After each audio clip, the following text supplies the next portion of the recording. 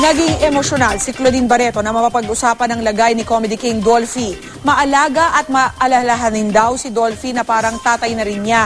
Matatanda ang ilang taong gumanap na mag-ama sina Dolphy at Claudine sa programang Home Along the Riles. Ang report hatid ni Nelson Canlas.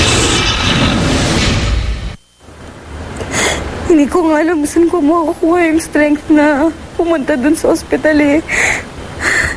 Ayoko makita siyang gano'n. Parang... Ayoko.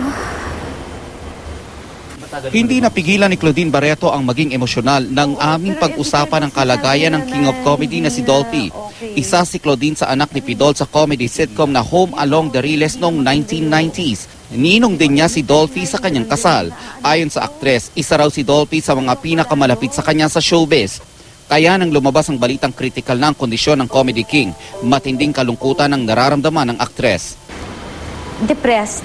I felt helpless kasi nagkaroon ako ng allergic rhinitis and tonsillitis. So, hindi ako pwedeng pumunta sa ospital kasi nakakahawa ako. Hindi ako makapunta sa ospital para makita si tatay.